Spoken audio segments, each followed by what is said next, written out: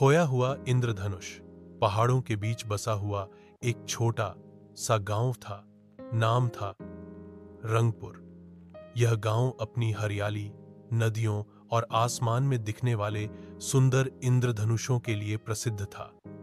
जब भी बारिश होती, सूरज की किरणें पानी की बूंदों से मिलकर रंग बिरंगा इंद्रधनुष बना देती, जिसे देखकर गांव के लोग खुशी से झूम उठते। लेकिन एक दिन कुछ अजीब हुआ। बारिश तो हुई, सूरज भी निकला, लेकिन आसमान में इंद्रधनुष दिखाई नहीं दिया। लोग हैरान थे। दिन बीतते गए, बारिश आती रही, सूरज निकलता रहा, मगर इंद्रधनुष मानो कहीं खो गया था।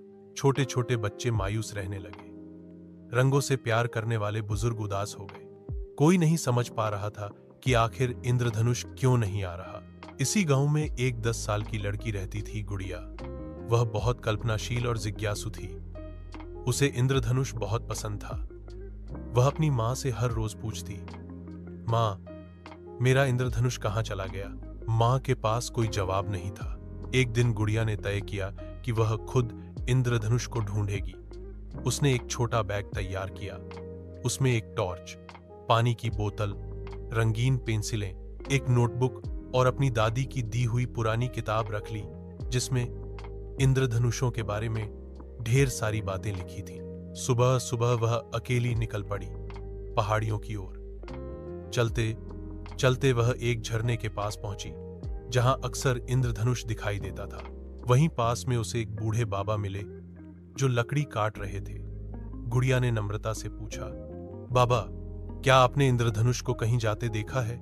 बूढ़े बाबा मुस्कुराए और बोले, इंद्रधनुष कोई चीज नहीं बेटी, वह तो भावनाओं का आईना है।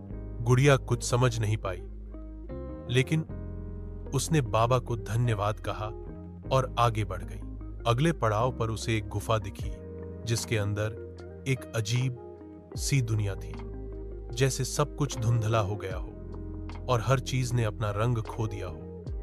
पेड़ भी भूरे थे, फूल मुरझाए हुए और आसमान पूरी तरह सफेद। उसे वहां एक नन्हा प्राणी मिला, आधा इंसान और आधा पक्षी जैसा, जिसकी आंखों में उदासी थी।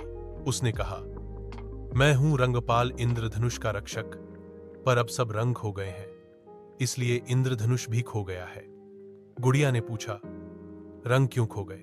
रंगपाल ने बताया, लोगों के दिलों से रंग गायब हो गए हैं। प्रेम, करुणा, विश्वास, उत्साह, कल्पना, अब सब केवल चिंता, लालच और डर में डूबे हैं। जब तक दिलों में रंग नहीं लौटते, इंद्रधनुष नहीं लौटेगा। उसने रंगपाल से कहा, मैं वापस जाकर गांव के लोगों के दिलों में रंग भरूंगी।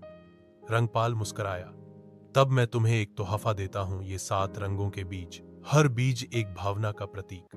गुड़िया ने बीज लिए और गांव लौट आई। उसने बच्चों को कहानियां सुनाई, जहां साहस और प्रेम थे। उसने बुजुर्गों से मिलकर उनकी बातें सुनी और उन्हें मुस्कुराने की वजह दी। गांव के लोगों को मिलाकर उसने रंगों का त्योहार मनाने की योजना बनाई, भले ही होली का मौसम न हो। एक दिन जब बारिश हुई और सूरज निकला, तो गांव के सभी लोग बाहर दौड़ पड़े, और इस बार सच में एक विशाल चमचमाता इंद्रधनुष आसमान में फैल गया था। इतना सुंदर जितना पहले कभी नहीं देखा गया। लोग भावुक हो गए।